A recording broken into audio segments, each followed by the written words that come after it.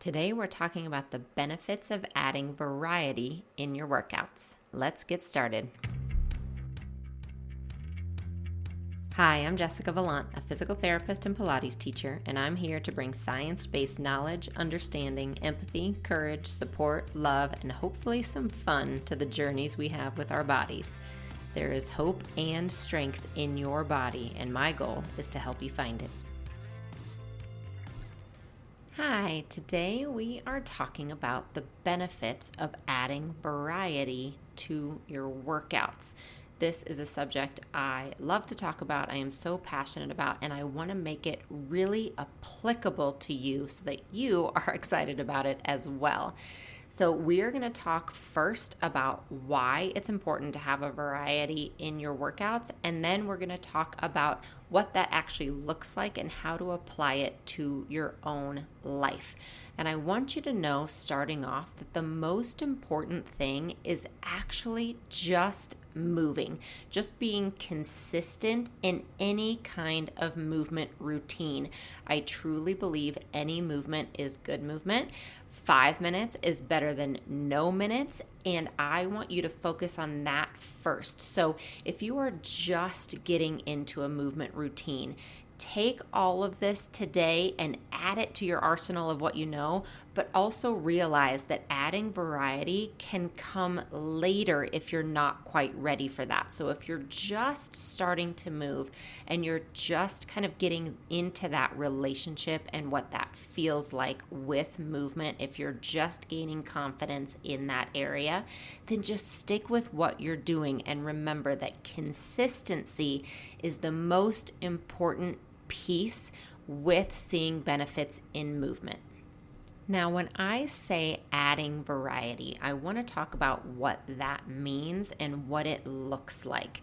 So I kind of break things down into two very basic categories when I look at movement. So I look at cardiovascular exercise and then resistance-based exercise. And again, those are two very big categories that a lot of different things fit into. So when we're looking at cardio, what that means is we are looking at exercise that's going to increase your heart rate for a sustained period of time. So that can be anything from walking to running and jogging, hiking, biking, dancing, those kind of things, and it's different for all of us. So I don't want you to think that more intensity is necessarily better because it really depends on you. It depends on what increases your heart rate and what you can sustain. So some of us, that's walking. Some of us, it's running. It really depends on your body and what you're used to doing. But I want you to think of it as that category, that cardiovascular category. Then we have a category which I consider resistance training. So we're adding some kind of resistance to help build strength in our muscles, to help with our joints, help with osteoporosis and our bones and those kind of things. So there are so many other things that fit into that category. So you can consider things such as Pilates, yoga. Many of the boutique fitness studios out there would fall into resistance training. You have bar classes. Then you have weights. So we have dumbbells, we have free weights, we have machines, we have resistance bands, we have resistance loops and tubing. Again, so many different things fit into that category. But for our purposes today, I want you to think of them as those two big categories of exercise.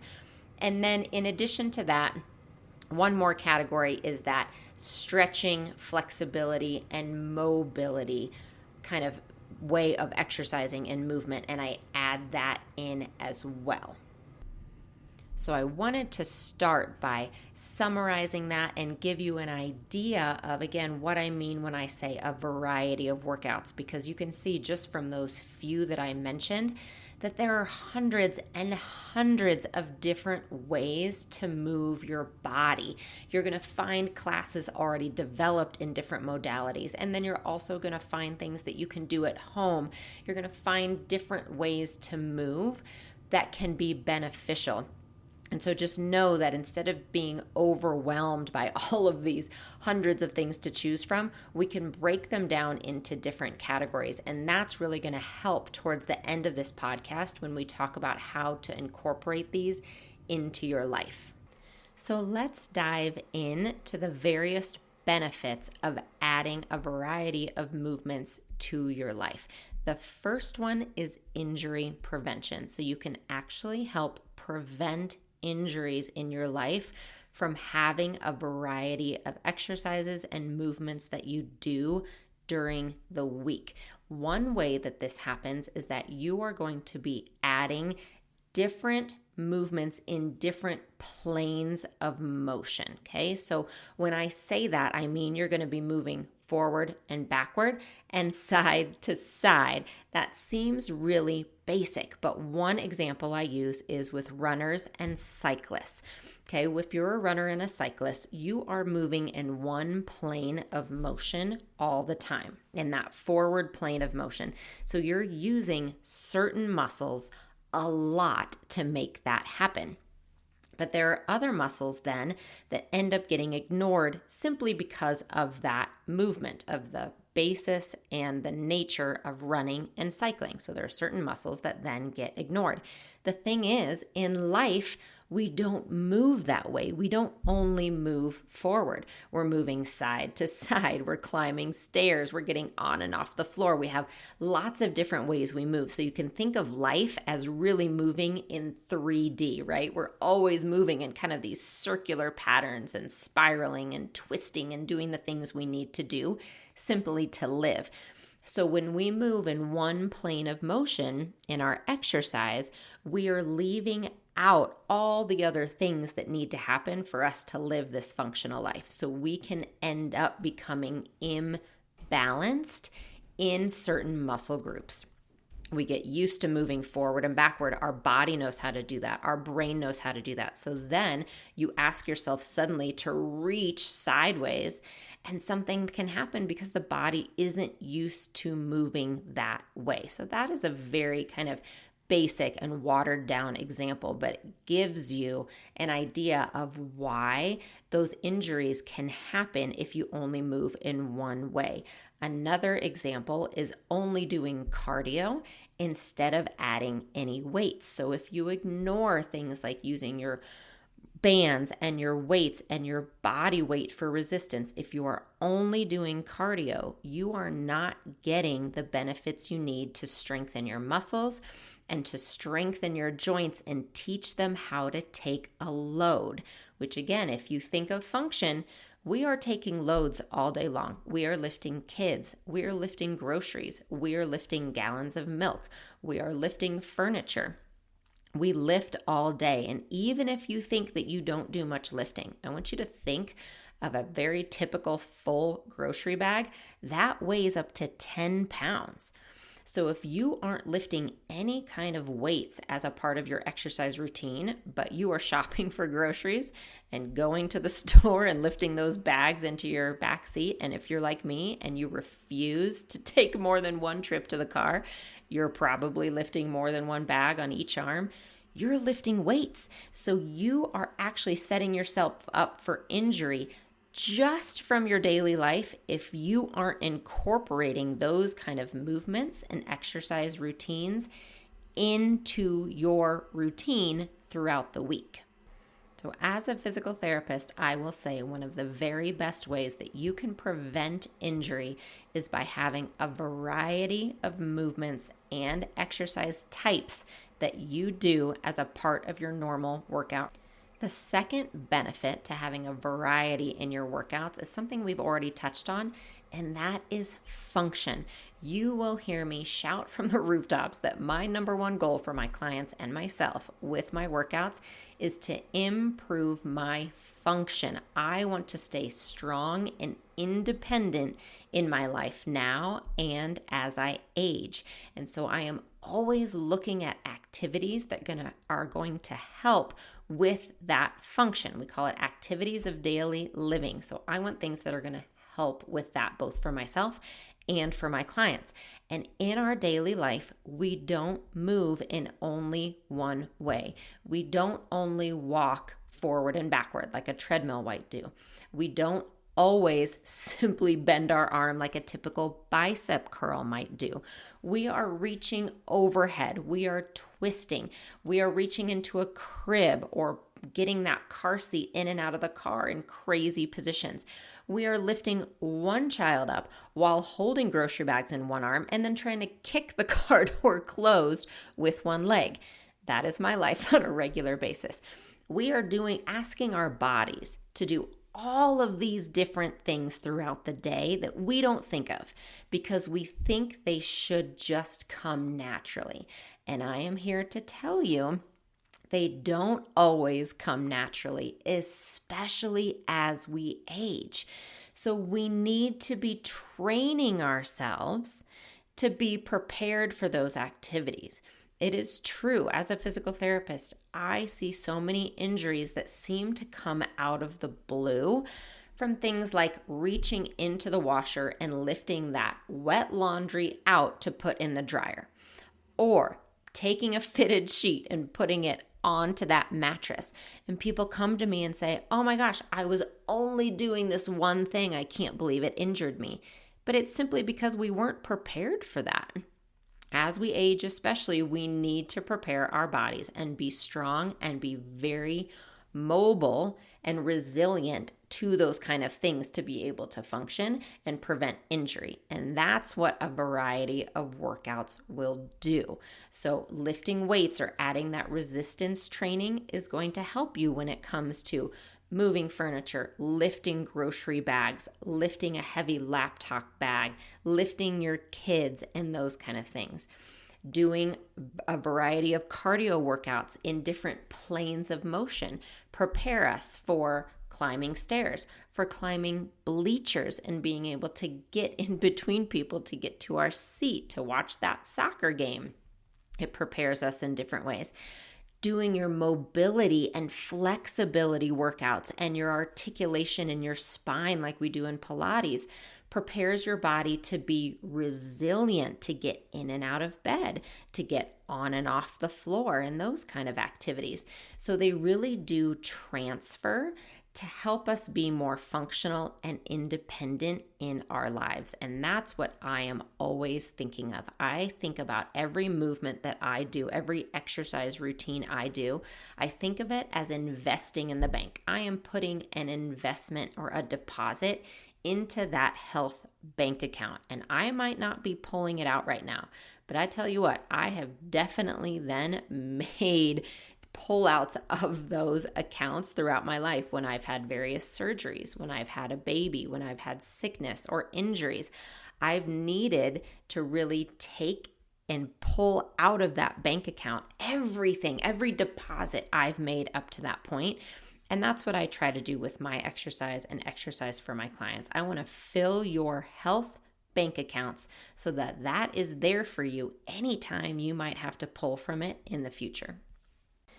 The next benefit I want to touch on when we talk about adding a variety to your workouts is your brain health. This is a big one that we really don't talk about enough in health and fitness.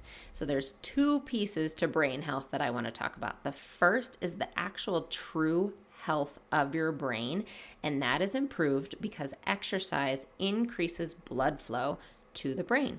So the more circulation you have and the more that blood flow increases, the better health of the brain itself.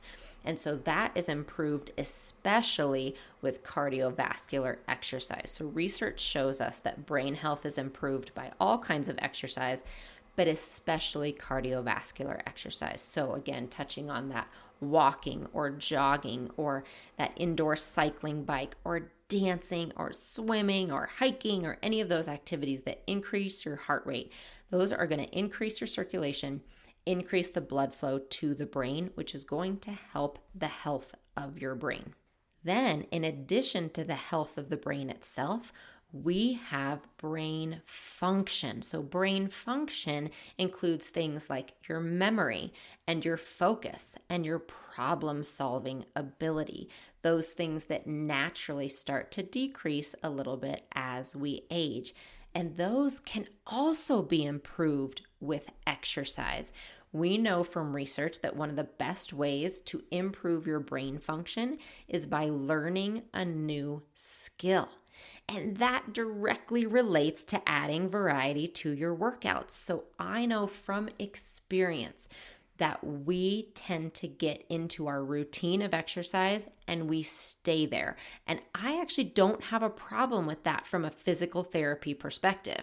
So as a physical therapist, I give people exercises to do that I want them to do over and over and over and over again. So when we're recovering from an injury and trying to build specific strength, I want that repetition. I actually tell my clients, I want you to be bored in a month. I want you to be so used to these exercises that they are just ingrained in your body and you're bored and you're ready for something new. But that's the key. When we're ready for something new, we need to add it so that it helps our brain function. So we add a new skill, and that might be adding weights in a different way that you haven't lifted them before. It might be trying a new fitness class that your friend invites you to that you've never done before, right? I've been there as well, where I have no idea what I'm doing. I'm learning something new. I can't follow the choreography. I feel silly. But you know what I think? I think this is really good for my brain. This is really, really good for me to be trying something new. So trying a new skill comes into play here. Also, practicing things that aren't normal, such as using your non-dominant hand or foot. That's a big one that helps with brain function. So we add balance components. I have people stand on one leg and do an exercise that maybe they've done 100 times. But by standing on one leg, you are creating an entirely new movement pattern that's good for your brain and good for your body. Maybe use your non-dominant hand. Maybe do it using a different pattern. We even switch up the speed. So sometimes I'll switch the speed of something and tell people, you know what, instead of doing that exercise on a 1-1 count, you're going to go down really fast and then you're going to add some pulses to it. And that alone can switch things up. So it doesn't always need to be an entirely new exercise or movement modality. Sometimes you can add variety by switching the speed, by switching one leg to two legs, by switching which arm you use or which leg you use. And all of that is not only good for your body, but it's really, really good for your brain health and your brain function. The final benefit that I want to discuss of adding a variety of ways to move to your workout routine and your workout life is that you can actually improve your weight loss and your strength gain goals. So this happens because just like anything else, your body will get used to a certain activity when you've done it too much or too long. Again, just like anything else we do and what I discussed with physical therapy exercises, we obviously get used to it. We get used to the way that we drive home every day, right? We get so used to that we don't even think about it anymore. We get used to how we move. We don't have to think about it. And if you are doing the same exercise and the same resistance every single time, your body will get used to that. And I want to say it's still going to give you health benefits.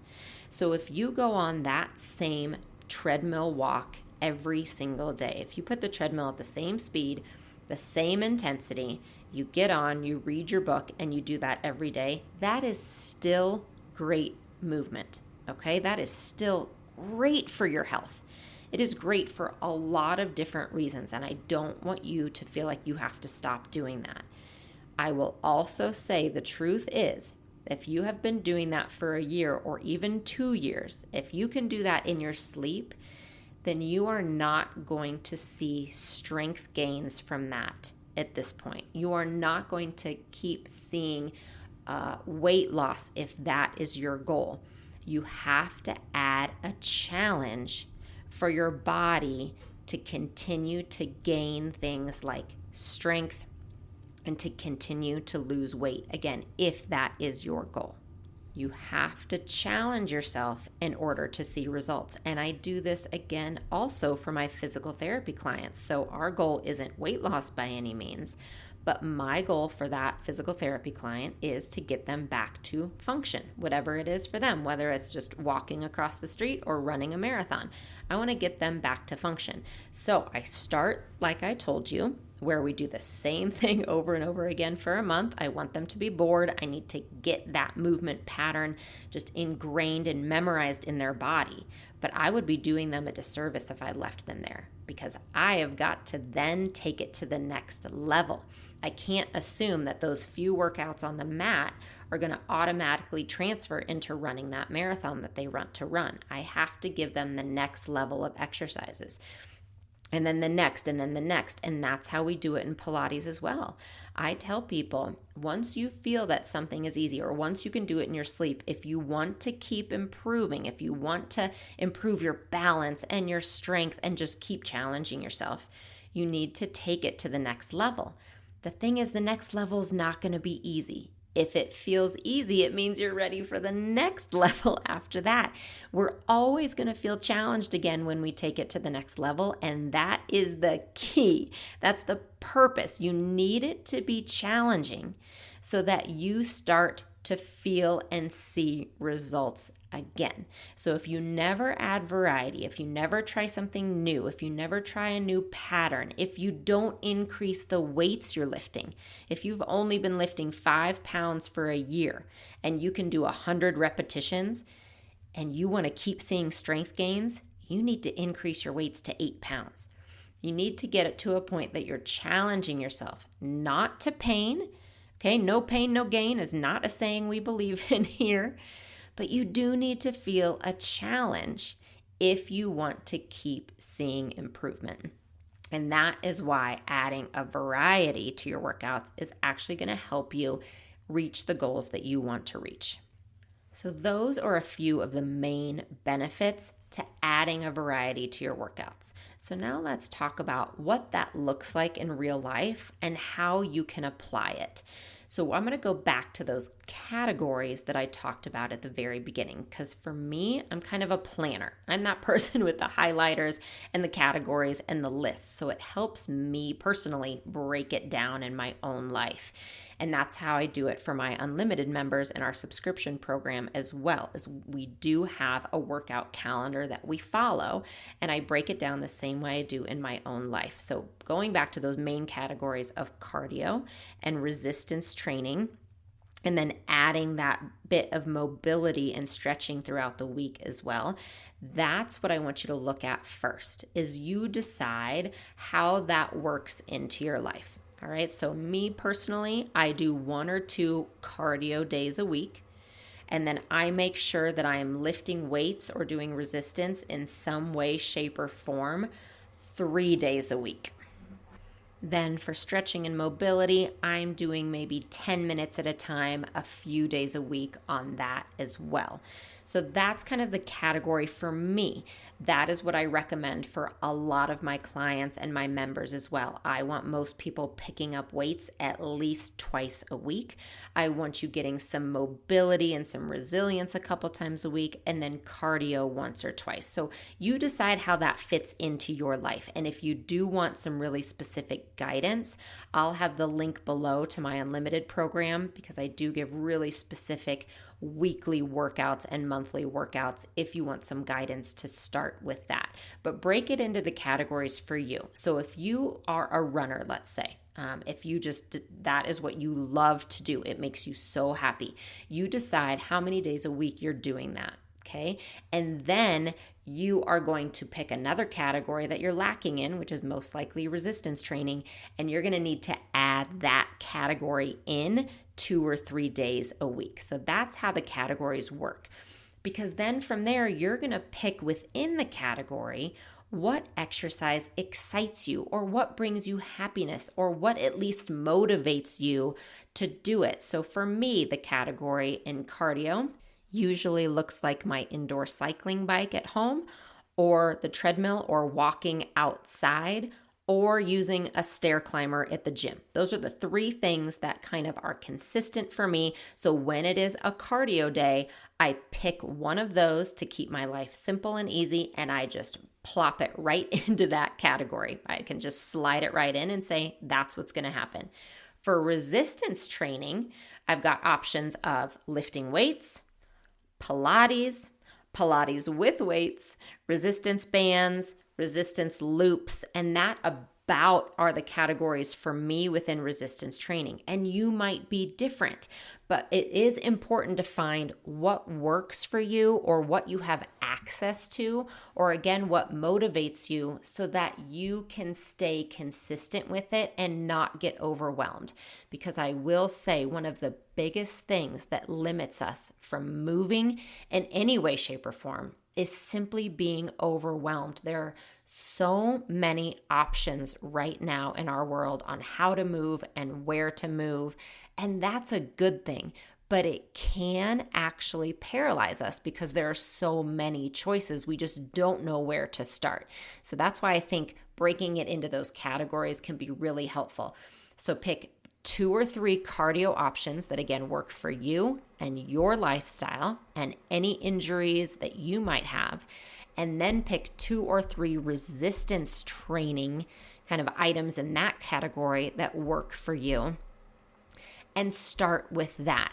And then what I do with stretching and mobility is I either just incorporate it into that day, or I do it for 10 minutes at night before I go to sleep. I don't make it too complicated. All right? The key is to keeping it as simple as you can and as enjoyable as you can to make sure that you have that variety that you need to stay healthy and prevent injury and to keep your brain functioning and to reach your goals. So once I have what kind of works for me within those categories, I stick with that for about 3 months. I let myself get into it. I say, you know what? This is what I'm kind of digging right now. This is what's motivating to me. So I'm going to go with it. And so, for example, I took maybe 9 months off of bar exercises, not on purpose. I just kind of forgot about it. I didn't do it. I was doing other things. And then a few months ago, I filmed a bar workout and I got really excited about it again. So I slid bar right into one of those resistance days. I said, this is cool. This worked my body again. I felt good. I felt worked. I felt challenged. So I added that back in for about 3 months. And that's what I will do periodically. I don't make it too complicated. If I do something and I really like it and it's exciting, I'm going to slide it into one of those categories. But I will say that I replace it with something. Meaning I don't just keep adding and adding and adding because we will get overwhelmed and we will burn out at some point. So I do this in about 3-month chunks for myself, and I recommend that for you and my clients as well. So pick those categories, pick the days that work for you, and then do it for about 3 months. And at the end of that, so it's a quarter, right? A quarter of the year. At the end of that quarter, reassess. How did that work? Has it gotten too easy? Is it too hard? Did I like it? Do I want to change it up? Do I want to try a new class? Do I want to add weight to my dumbbells? Whatever it is, change it up and then just settle into that for another 3 months or so.